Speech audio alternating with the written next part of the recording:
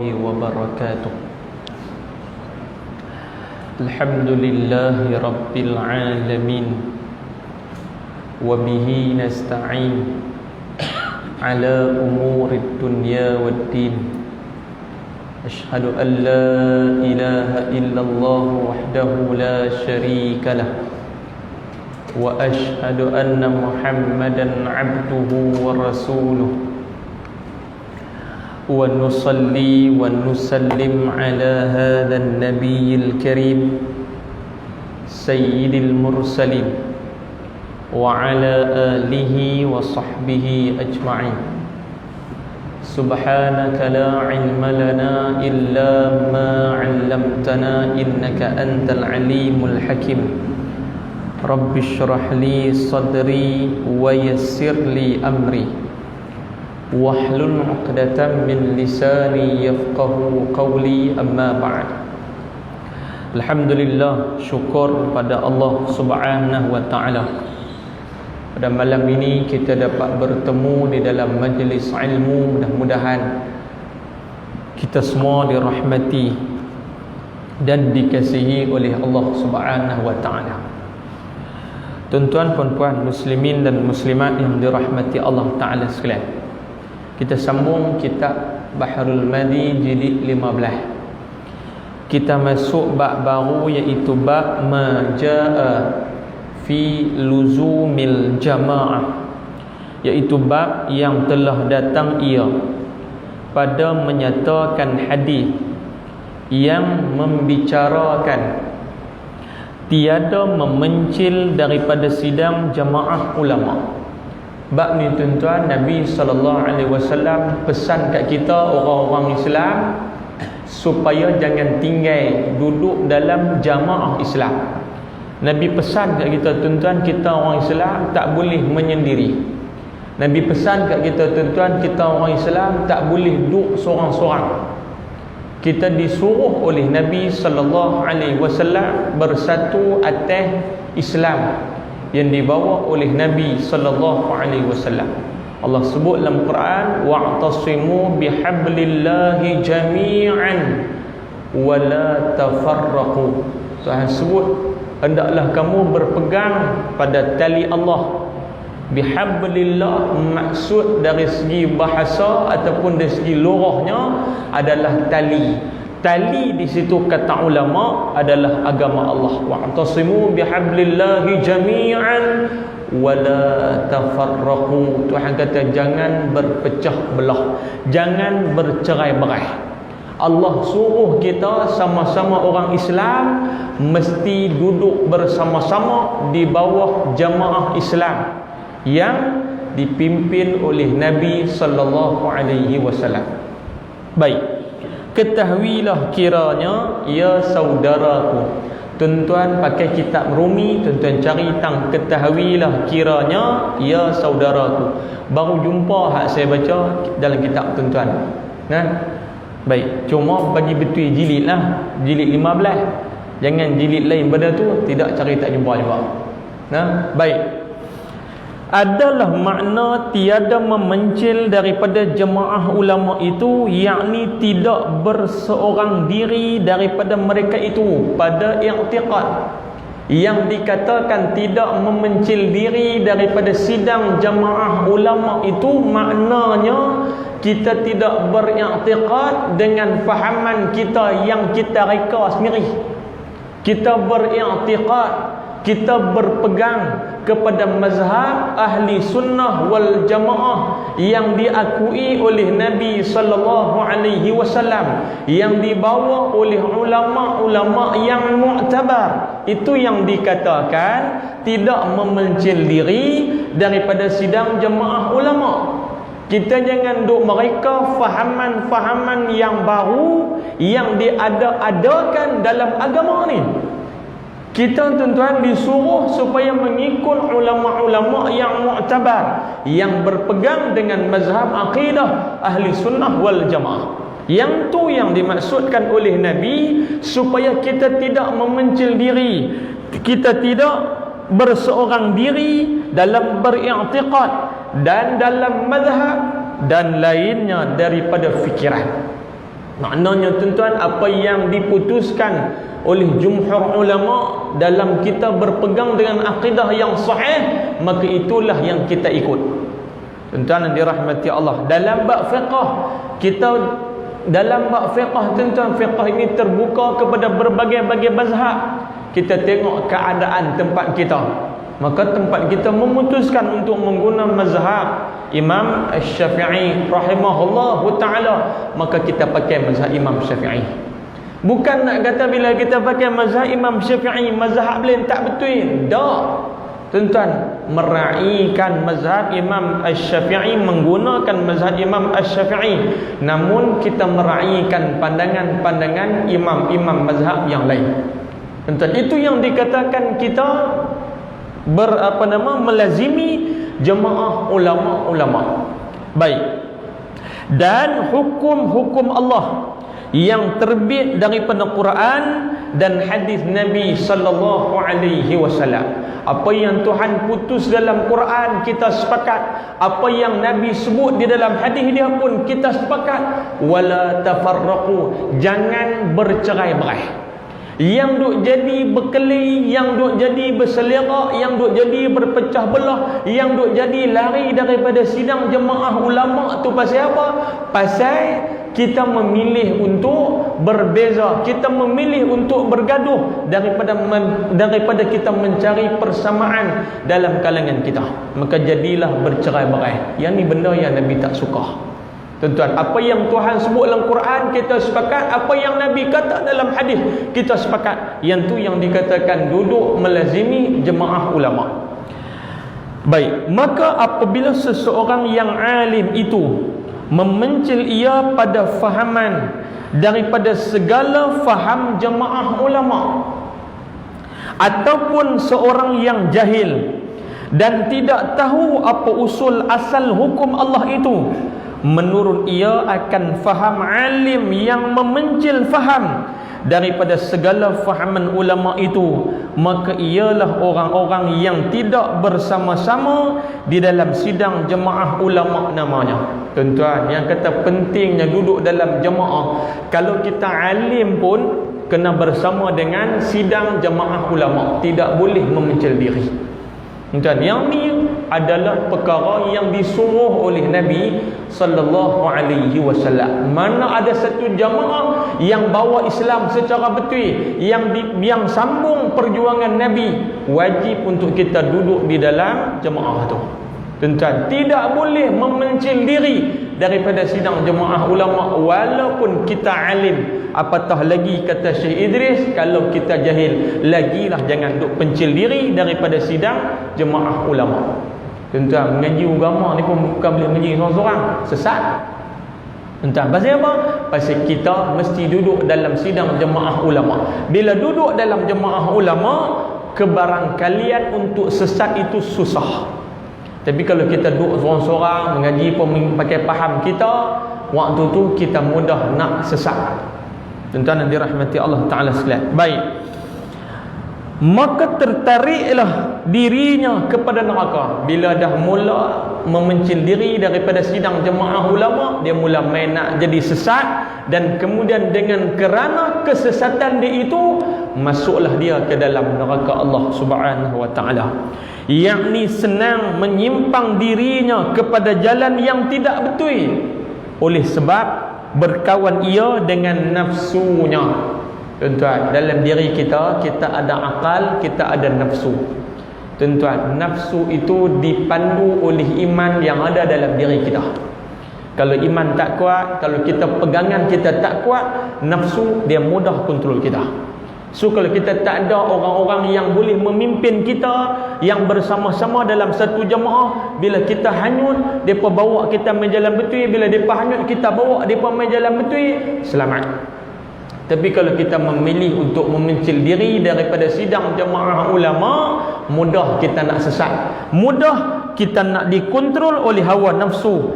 Dan yang paling parah lagi, syaitan. Tuan-tuan, syaitan ni dia duk kawan dengan hawa nafsu. Bila hawa nafsu kontrol kita, dia main tambah pula dengan syaitan, jahanam kita, tuan-tuan. Baik, hinggalah tidak sedang ia akan dirinya masuk neraka dengan sebab pencilnya itu. Sampai dia tak perasan dengan sebab dia lari daripada sidang ulama, sampai dia masuk neraka dengan sebab dia memencil diri daripada sidang jemaah ulama. Sampai macam tu. Tuan-tuan, sebab tu Tuhan sebut ayat yang saya baca awal tadi, wa'tasimu bihablillah jami'a wa la tafarraqu. Tuhan kata pegang tali Allah, jangan bercerai-berai. Nak selamat dunia dan akhirat, tali Allah, syariat Allah, agama Allah kena pegang sampai kita mati, baru selamat dunia dan akhirat. Baik, maka tidak memencil diri itulah yang disuruh oleh syarak. Kita bersatu di bawah payung ulama, itulah yang disuruh oleh agama, dan itulah yang disuruh oleh Nabi sallallahu alaihi wasallam. Bermula dalil yang menunjukkan atas suruh yang demikian itu ialah sebagaimana hadis yang dikeluarkan oleh Imam At-Tirmidzi dengan katanya, an Ibnu Umar radhiyallahu anhu qala khatabana Umar bil Jabiyah faqala ya ayyuhan nas inni qumtu fikum kama qami Rasulillah sallallahu alaihi wasallam fina faqala usikum bi ashabi thumma alladhina yalunahum. Diriwayatkan daripada seorang sahabat bagi Nabi sallallahu alaihi wasallam, namanya Abdullah bin Umar bin Al-Khattab radhiyallahu taala anhuma. Katanya telah berkhutbah di hadapan kami sidang jemaah yang banyak oleh khalifah yang kedua bagi Rasulullah sallallahu alaihi wasallam, iaitu Amirul Mukminin Sayyidina Umar bin Al-Khattab radhiyallahu anhu, di tempat yang bernama Al-Jabiyah. Kata Abdullah bin Umar, anak dia kata apa? Ayah saya, siapa dia? Umar bin Al-Khattab, pernah berkhutbah di satu tempat yang bernama Al-Jabiyah. Anak dia cerita, ayah saya biasa khutbah di satu tempat yang bernama Al-Jabiyah. Al-Jabiyah itu di mana? Iaitu satu qaryah ataupun satu kampung di bandar Damsyik. Damsyik ni di mana tuan-tuan? Hari ni Syria lah. Ya tak? Damsyik ni di mana? Syria lah. Baik. Dia kata Umar bin Al-Khattab biasa khutbah di satu tempat, di satu kampung, nama kampung tu Al-Jabiyah. Umar piduk bagi satu khutbah. Sebab tak bunyi. Sudah habis.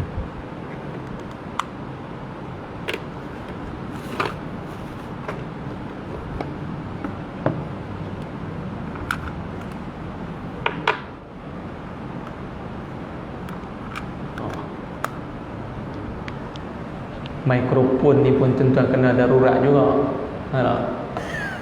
Baik, tuan-tuan yang dirahmati Allah Ta'ala sekalian, sambung balik dari tadi. Tuan-tuan, Umar bin Al-Khattab dia bagi satu khutbah. Khutbah itu di mana? Di Al-Jabiyah, di kampung yang bernama Al-Jabiyah. Di mana? Di Damsyik. Tuan-tuan kena ingatlah, khutbah ni bukan khutbah jemaat semata-mata. Hadis bila disebut kata khutbah, bukan mesti khutbah jemaat saja. Sebab kita tuan-tuan bila sebut kata khutbah jemaat lah. Dengar hadis Nabi sebut khatabana Rasulullah sallallahu alaihi wasallam ba'da salatil ghada. Nabi khutbah dekat kami. Kata sahabat, Nabi bagi khutbah. Khutbah Nabi itu lepas sembahyang subuh. Heran orang baca hadis tu. Takkan Nabi khutbah jemaat lepas sembahyang subuh? Khutbah di situ maksudnya kuliah. Umar bin Al-Khattab ni pun lebih kurang dia bagi kuliah, lebih kurang dia bagi satu ceramah, lebih kurang dia bagi satu syarahan kepada penduduk Al-Jabiyah. Dia habaq kat depa ni. Kata Umar di dalam khutbahnya, hai sekalian orang yang hadir. Umar bin Al-Khattab dalam khutbah dia kata apa? Ya ayyuhan nas, wahai sekalian manusia, kata Umar.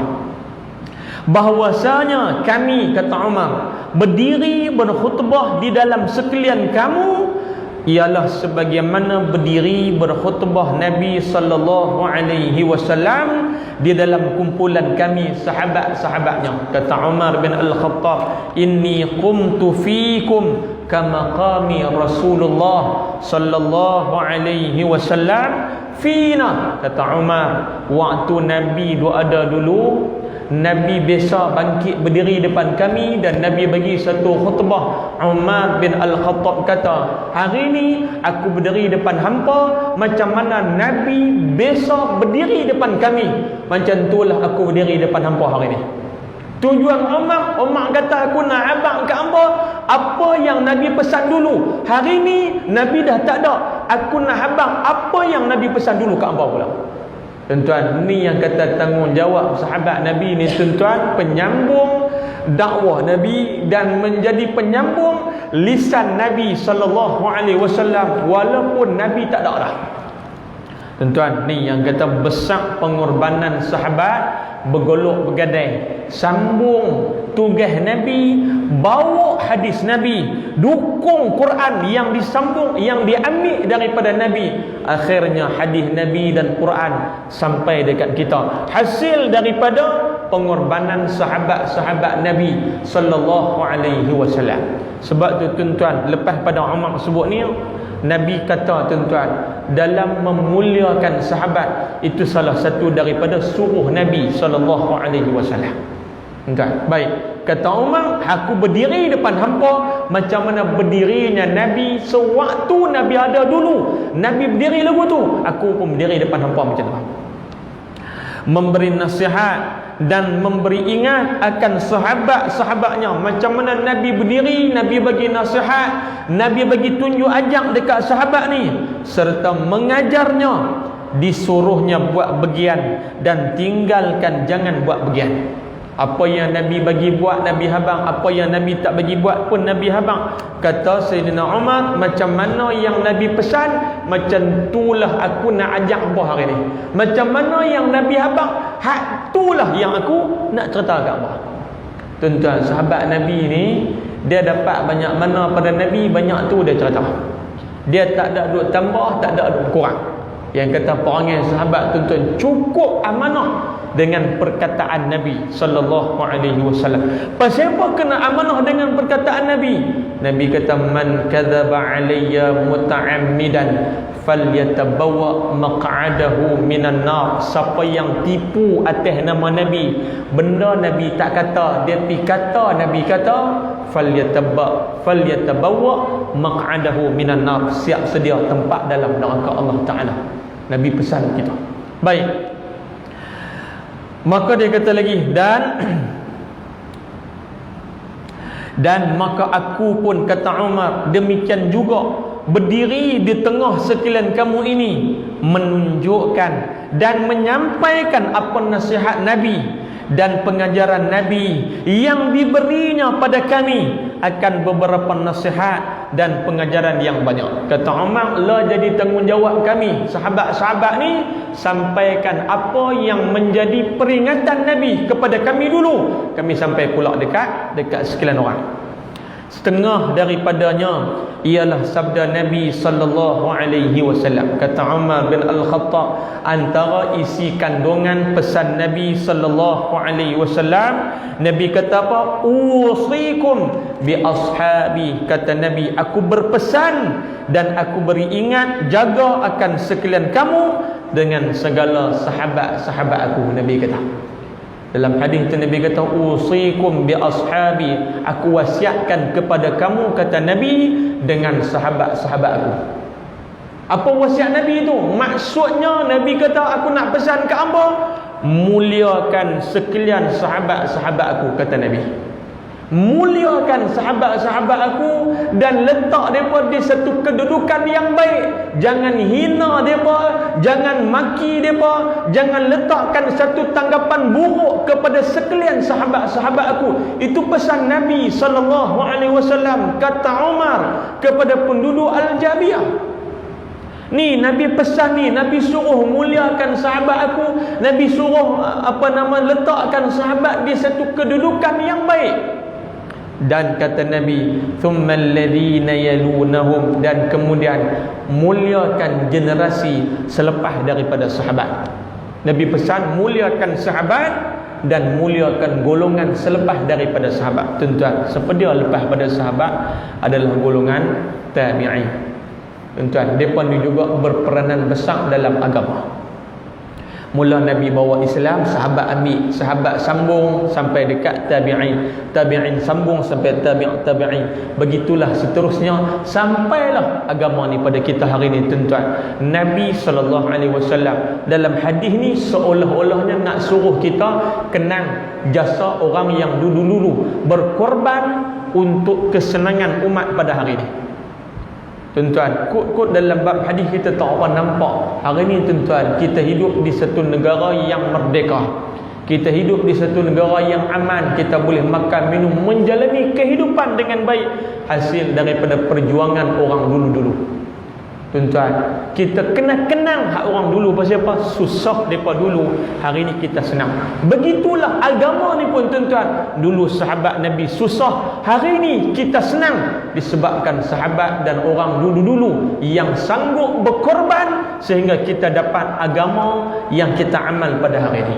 Tuan-tuan yang dirahmati Allah Ta'ala sekalian. Baik, masalah membesarkan sahabat Nabi dan memuliakannya, sesungguhnya dengan sepotong hadis dalam masalah lalu menunjukkan wajib membesarkan dan memuliakan segala sahabat Nabi sallallahu alaihi wasallam. Nabi sebut dalam hadis dia, usikum bi ashabi, muliakan sahabat aku dan generasi selepas daripada mereka.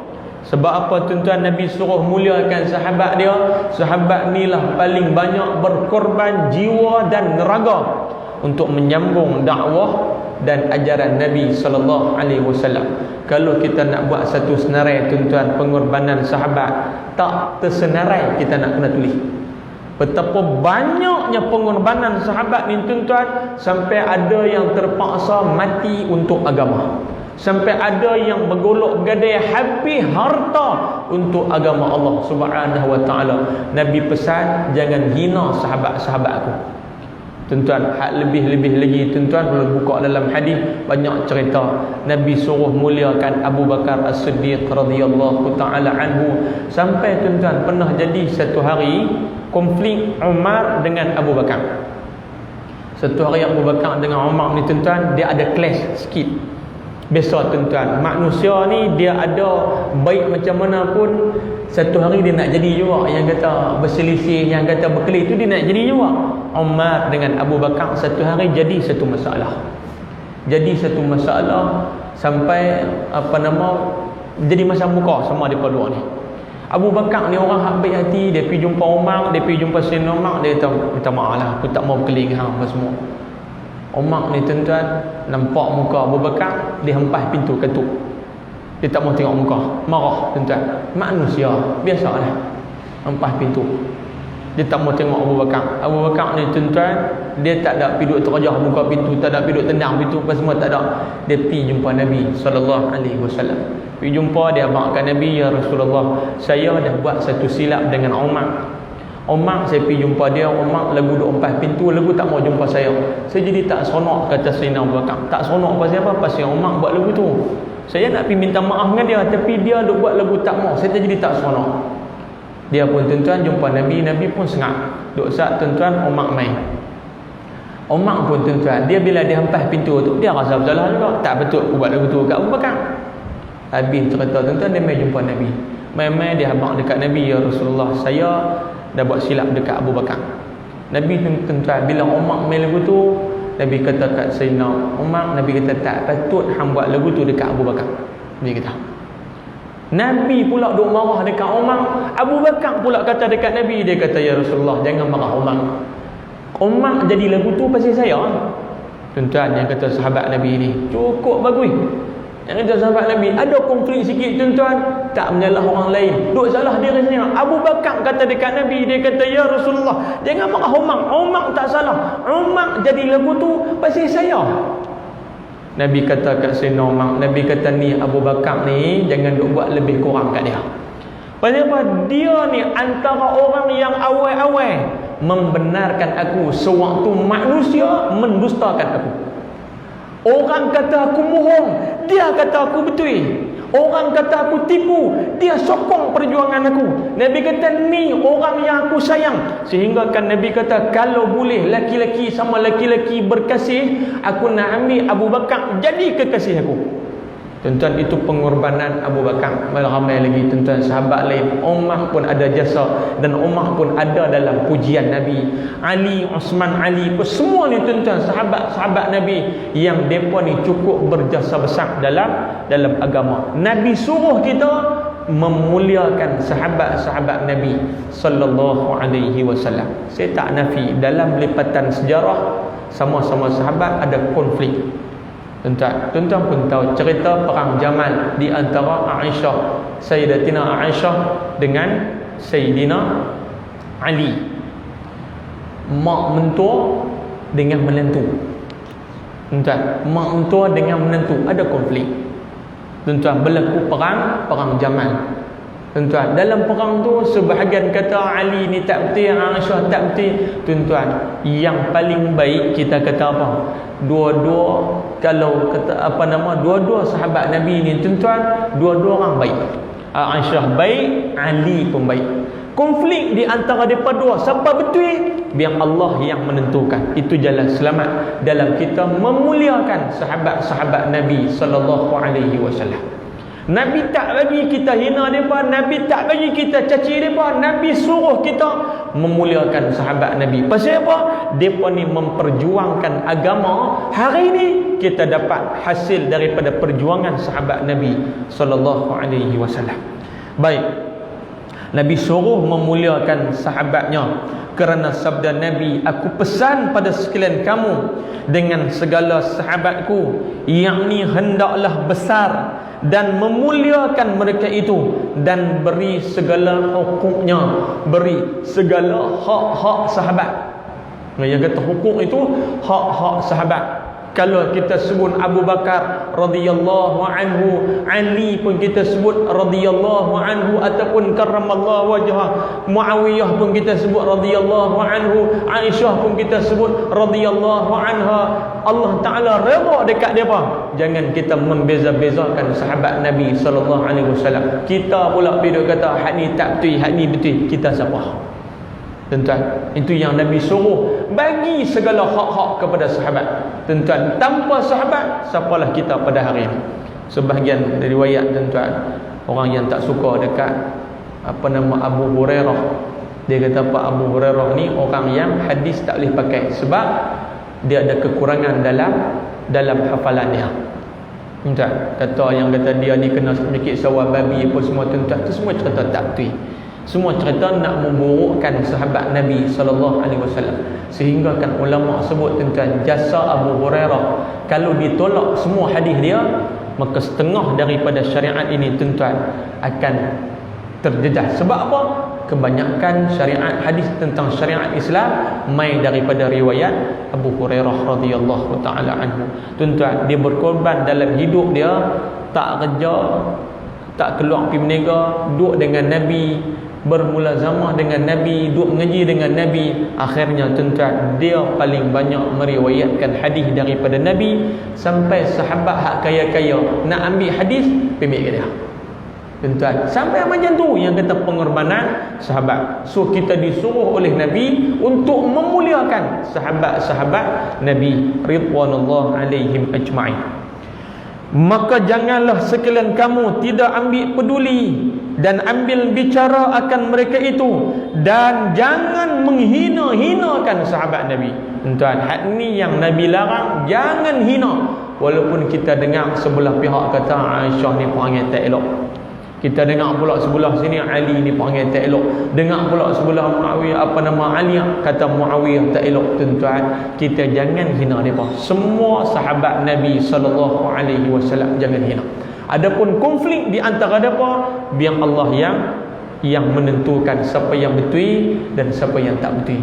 Dan siapa yang betul, mudah-mudahan dia berpahala. Siapa yang tak betul, mudah-mudahan diampunkan dosanya oleh Allah Subhanahu wa taala. Itu jalan selamat dalam beramal dengan hadis Nabi sallallahu alaihi wasallam.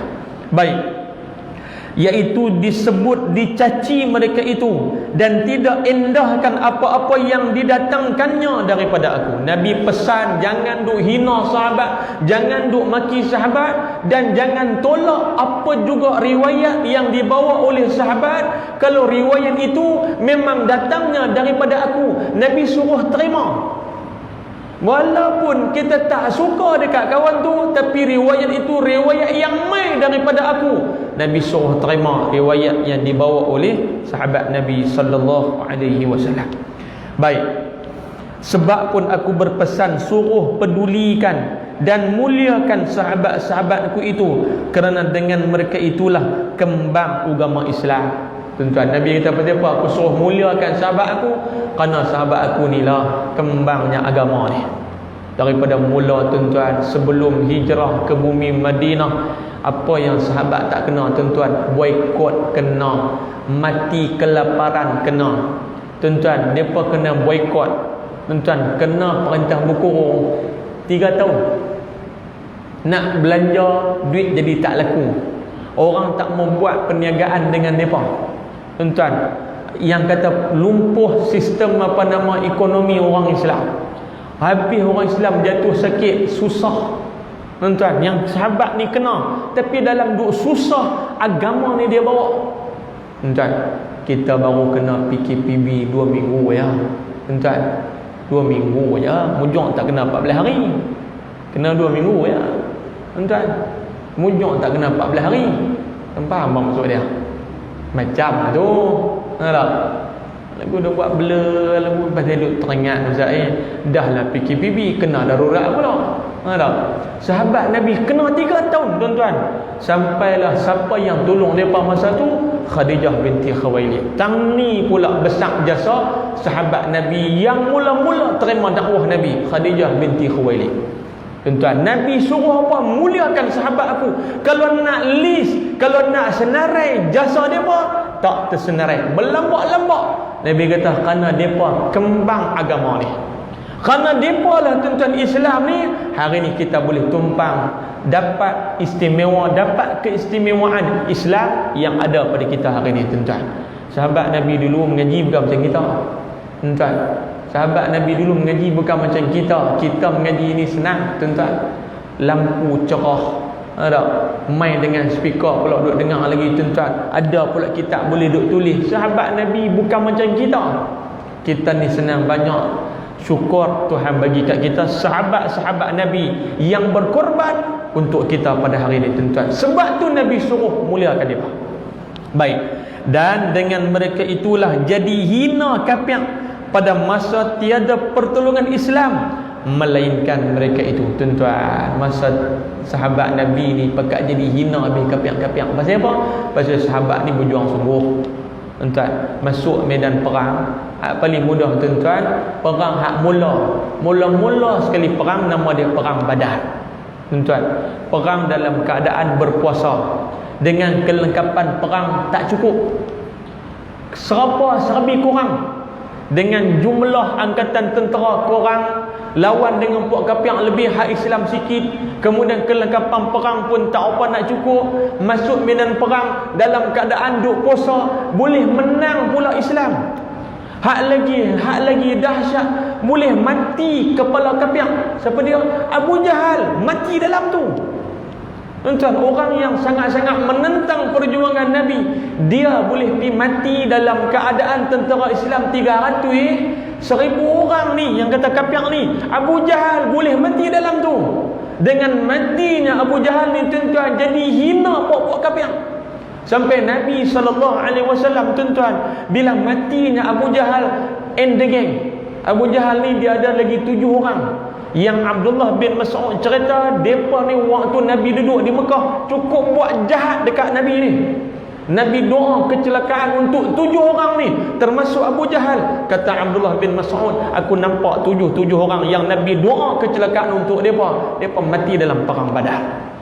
Mati dalam perang tu tuan-tuan satu kemuliaan untuk orang Islam. Bila puak-puak kafir ni mati, jadi hina depa ni sebab mati dalam perang Badar. Tuan-tuan, siapa yang menyebabkan kafir jadi hina? Sahabat-sahabat Nabi sallallahu alaihi wasallam. Tu yang Nabi pesan, jaga baik-baik depa ni yang menjadikan kafir itu jadi hina dengan sebab sahabat Nabi. Maka mereka itulah yang sebenarnya menanggung payah dan susah betapa meninggikan Islam dan mengembangkannya, setengahnya ditebus agama Islam dengan jiwanya. Tuan-tuan, sahabat Nabi ni sanggup bergolok bergadai, hilang nyawa tak apa, janji Nabi SAW boleh bawa Islam sampai bila-bila. Begitu tuan-tuan, sanggup gadai jiwanya, dan setengahnya menebus agama dengan jiwanya dan dengan hartanya. Dan bila Nabi habang kata nak pergi perang, kelengkapan tak cukup, siapa ada harta infak, sahabat ni mai bagi apa yang mereka ada. Ya Rasulullah, saya ada duit sikit, ambil duit saya untuk pergi perang sabilillah. Sahabat ni sampai macam tu. Nabi suruh kita kenang, Nabi suruh kita ingat, kalau dah sahabat berkorban sampai macam tu, tak patut generasi yang terkemudian mai dan kemudian menghina sahabat-sahabat aku.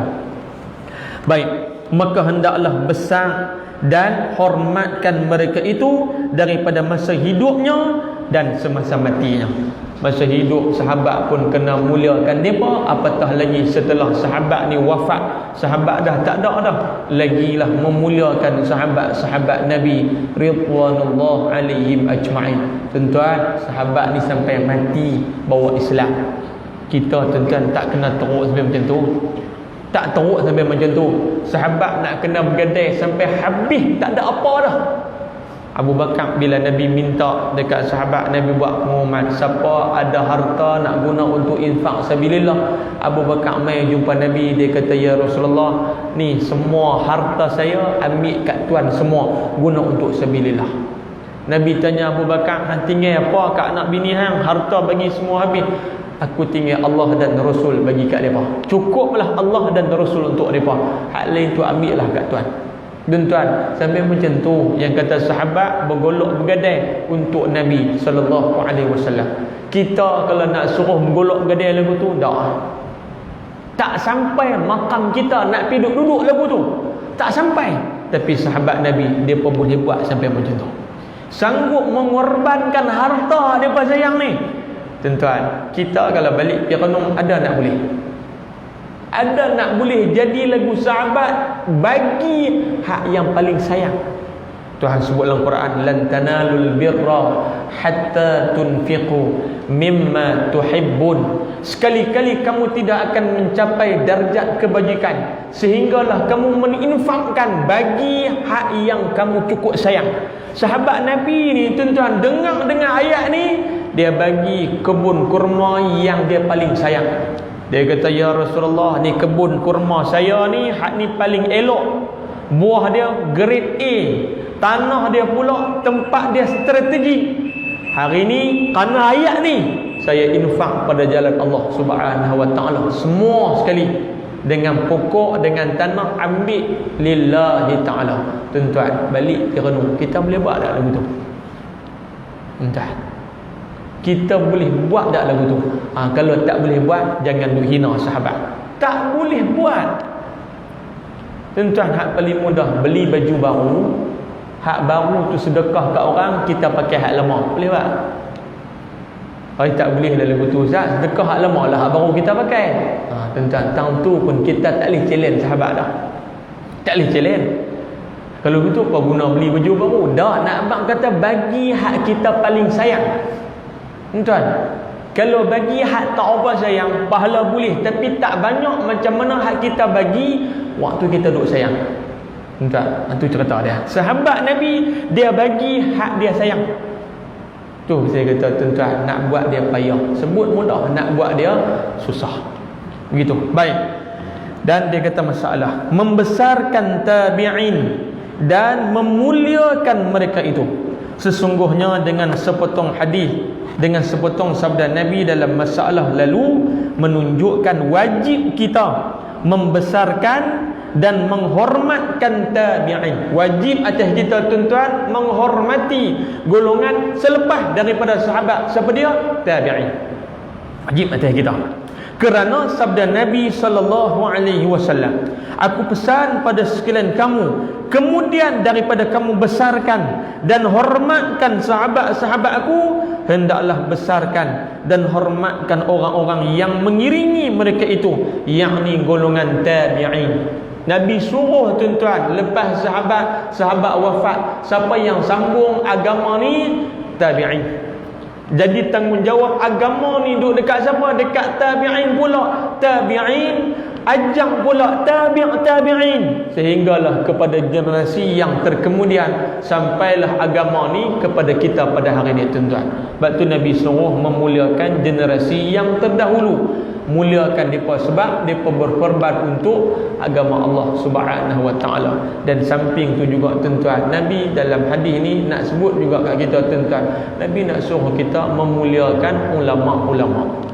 Tuan-tuan, kalau kita nak pergi hina ulama, kata ulama ni tak pakai Quran, hadis apa semua, nak pergi kata lebih kurang, tahan sat dulu tuan-tuan. Kita tengok jasa kita dengan jasa ulama lagu mana.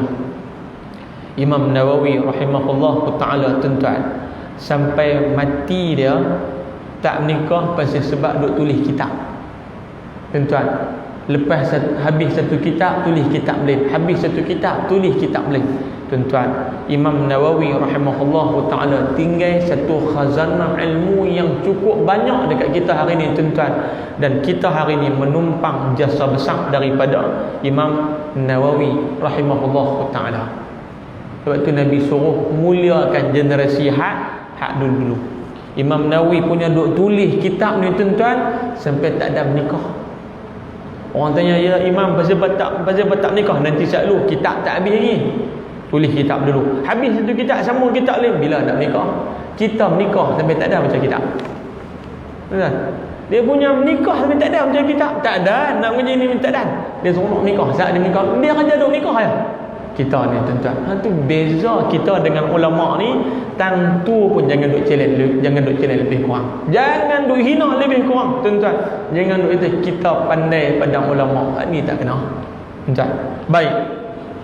Dan kerana orang-orang tabi'in itulah yang menerima apa pengajaran Nabi. Tabi'in itu sambung daripada sahabat, hak depa mengaji itu pure, asli daripada sahabat-sahabat ni, ambil daripada Nabi, depa menyambung daripada Nabi. Satu pengorbanan dan jasa yang cukup besar.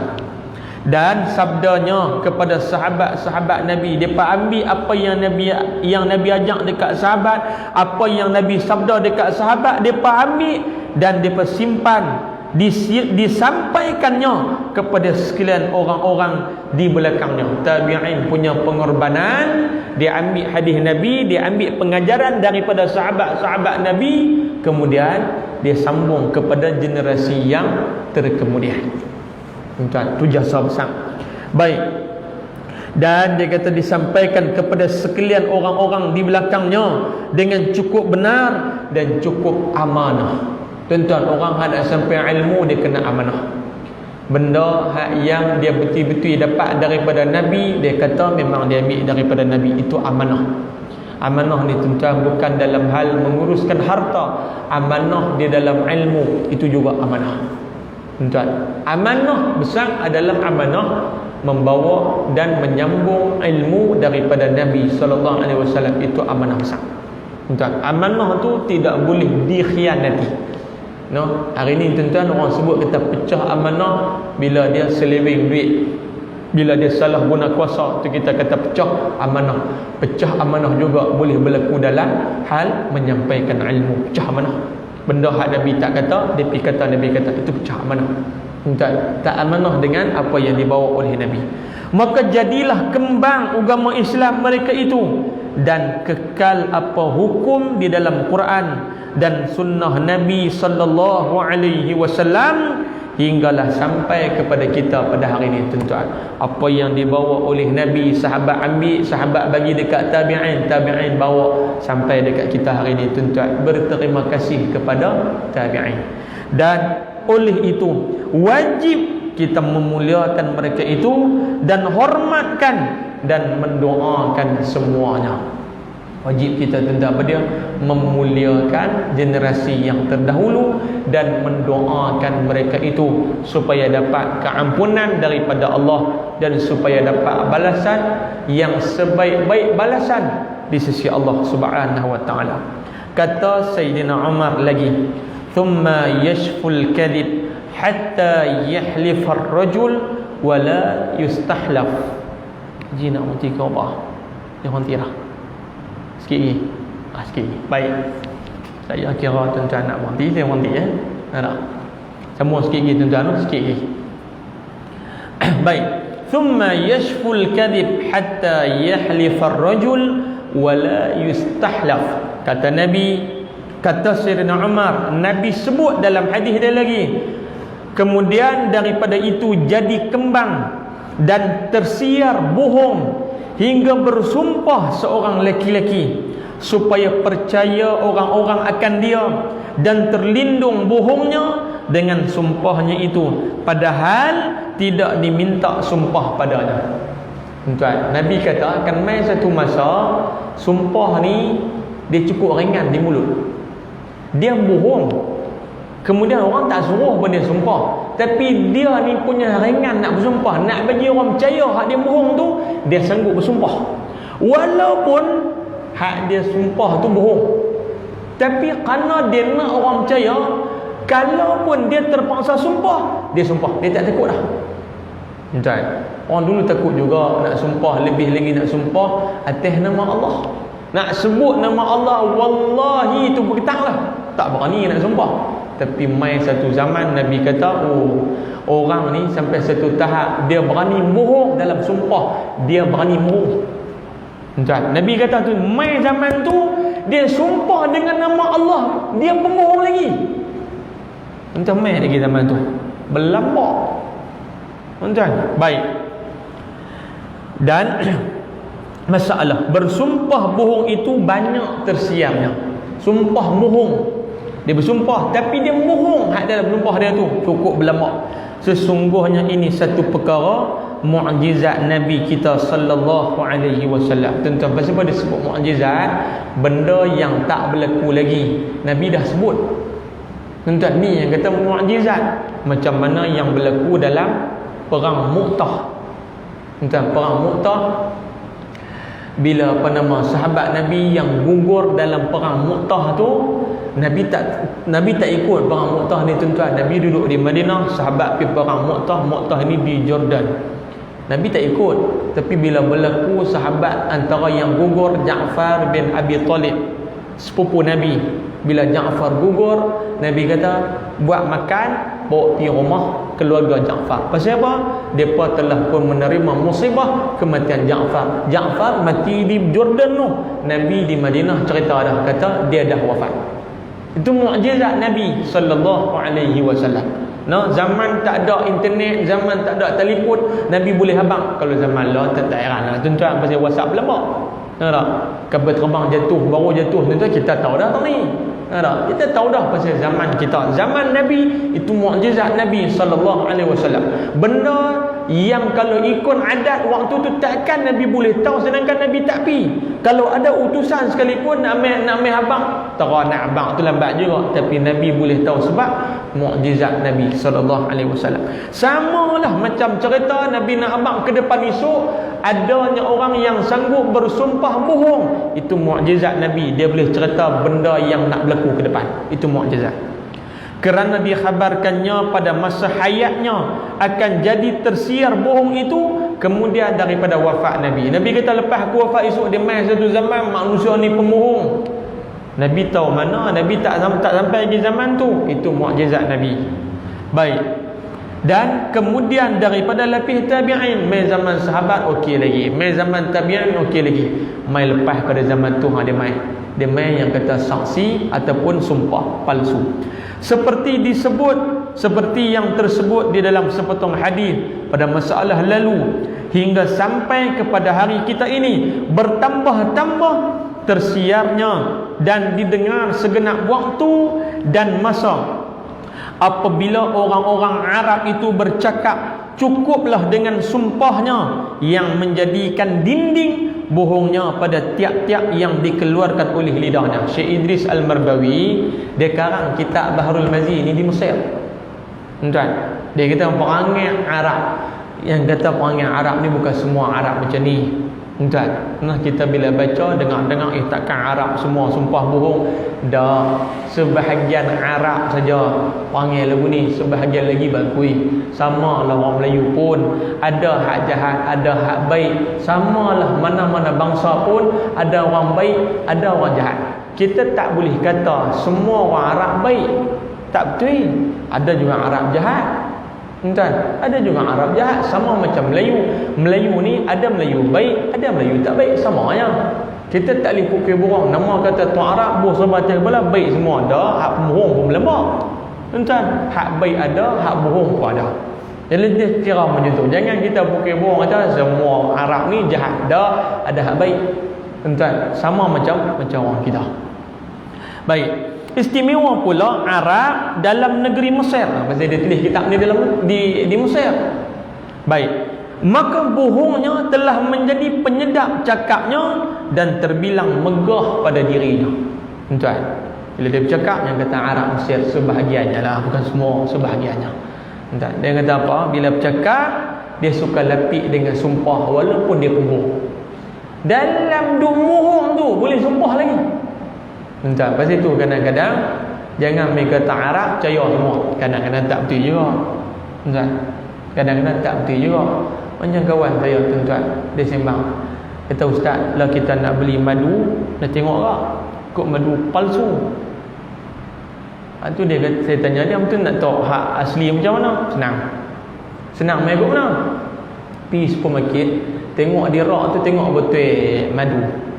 Okey, tengok botol. Yang nak kenal asli dengan palsu macam mana? Senang lah. Tengok kalau dia tulis kuat Arab tu, asli lah tu. Ada. Nak kenal lagu mana kalau dia tulis Arab ke tulis Melayu? Senang ya. Saya tulis Arab. Kalau kita baca Jawi tu tak erti baca Arab lah tu dia kata. Arab tulis tuan-tuan ni bukan buah baris, dia tulis di botol tu, dia bukan buah baris. Ada. Dia tulis lagu Jawi kita lah, dia baca-baca teropong tengok menatang apa, dia tulis ni tak erti baca Arab lah tu dia kata. Tu kalau kawan tu tak erti baca Jawi, kira Arab lah tu. Ada. Tuan-tuan tak boleh pakai lagu tu juga, tak boleh pakai. Ada. Tak boleh pakai. Tuan-tuan tengok cerita daging Kalten, daging tu tuan ingat tak? Daging kotak tu. Atas bungkus tu dia tulis apa? Dia tulis Arab masa tuan-tuan. Dia tulis madmu ala tariqil islamiyah, dia tulis. Oi, dengar Islamiyah, kita dah baca hak ujung tu ya. Islam ni bukan kapiang Islam. Dengar cerita 40 tahun dah buat kerja lagu tu. Lah, hak dia tulis tu. Tulis ya. Tuan-tuan, tulis ya.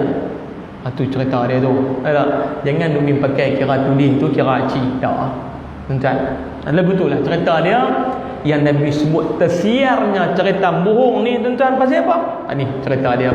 Hari yang kata semakin jauh daripada zaman Nabi ni tuan-tuan, semakin banyaklah tersiar berita bohong. Baik, sebenarnya bercakap mereka itu cukup dengan sumpah, padahal tidak siapa daripada taulannya dan lawannya bercakap minta ia bersumpah. Bila dia bercakap, orang dengar dia bercakap tu, walaupun bohong orang dengar, orang tak tahu dan orang tak suruh dia bersumpah pun, tapi dia nak bagi yakin, dia sumpah. Dia sumpah betul-betul ni, dia abang ni benda ni sungguh ni. Orang dah percaya dah kat dia, tapi bila dia lagi bersumpah, lagi orang percayalah. Walaupun hak dia bercakap tu bohong, tapi dia nak orang percaya kat dia, sumpah. Tuan-tuan, jadi dah lagi berlama dah. Kalau senarai contoh tu, malam ni pukul 10 pun nak habis. Tak mau senarai dah, tuan fikir senarai lah tu. Maka sekalian aib bohong mereka itu telah diketahui mereka itu akan kembali ke atas dirinya. Dia tahu kalau dia bohong, aib bohong tu balik mai kat dia. Tuan-tuan, nak bohong ni lama mana? Dulu lama seorang tahu. Lama mana kita nak bohong? Tuan-tuan, itu yang Syekh Idris kata, bila dia bohong orang, lama-lama orang tahu kata dia pembohong. Baik, apakala telah menjadi pakaiannya dan hiasannya, maka sudahlah tidak jadi aib pula kepada mereka itu, dan terjadi muka mereka itu muka orang tak malu. Kata Syekh Idris Al-Marbawi, dia kalau dah malu ni jadi hobi, bohong ni dah jadi satu biat dah. Cakap mesti kena bohong. Bila dah jadi biat, bila orang tahu kata dia bohong pun dia tak malu dah. Pasal apa? Dia tak kisah. Sampai orang gelak dia, nama dia sekian-sekian, belakang tu orang pun bom. Tahu bom? Kalau nama dia Awang, contoh. Nama dia Awang, belakang orang buat Awang bom. Pasal apa yang sebut bom belakang? Dia kalau sembang, dia sembang tak pernah jatuh. Benda sikit, dia sembang sejengkai. Benda halus sikitnya, dia sembang mau sejengkai. Benda sejengkai satu hasta, benda satu hasta sedepah. Dia punya pembohong. Tuan-tuan yang dirahmati Allah, ada tak ada lagu ni? Berlambak-lambak sembang ni, ya Allahu Akbar. Saya dengar ada orang bohong sungguh, bukan sikit-sikit. Dia kata, ustaz, saya pergi mengai sungai tu, ikan banyak sungguh. Banyak lagu mana? Berlambak lah ustaz. Kira tauk kai tangkap ikan tu. Kita tauk kai dia tangkap. Banyak sungguh lah. Hak seorang lagi, hak ni lagi bohong, hak ni lagi bom. Sungai ni banyak lagi ustaz. Banyak lagi. Banyak lagu mana? Kira nak tauk kai kena selok ikan. Baru boleh tahu. Pembohong sungguh. Hak cukup kawan tadi pembohong sudahlah. Hak kawan ni dia pembohong lagi. Nak tauk kai ikan baru boleh tahu. Kalau nak kena kai ikan, awak tak cukup buat balik buang, yang pergi duduk kai buat apa? Bohong lah tuan-tuan. Tu yang kita cerita orang tu. Bila Nabi kata mai lagi sakan, yang kata jauh daripada zaman Nabi lagi sakan pakat dia bohong. Tuan-tuan yang dirahmati Allah Ta'ala sekalian. Maka itu pesan Nabi SAW. Kemudian kata Sayyidina Umar, yang ni tuan-tuan kita sambung pada kuliah yang akan datang. Wallahu subhanahu wa ta'ala a'la wa a'lam. Yang baik semuanya daripada Allah Subhanahu wa ta'ala. Yang terkasar, terguris hati dan perasaan tuan-tuan perempuan sekalian, saya minta maaf. Aqulu qawli hadha wa astaghfirullah al-azim li wa lakum. Kita tangguh dengan tasbih kafarah dan suratul Asr. Asyhadu an la ilaha illa anta astaghfiruka. Bismillahirrahmanirrahim. Wal 'asr. Innal insana lafi khusr illa alladhina amanu wa 'amilus solihati wa tawassaw bil haqqi. Bismillahirrahmanirrahim. Alhamdulillah wassalatu wassalamu ala Rasulillah. Allahumma ij'alna minal ladzina yastami'una al-qawl fayattabi'una ahsana. Rabbana atina fid dunya hasanah wa fil akhirati hasanah wa qina adzaban nar. Walhamdulillahi rabbil alamin. Assalamu alaikum.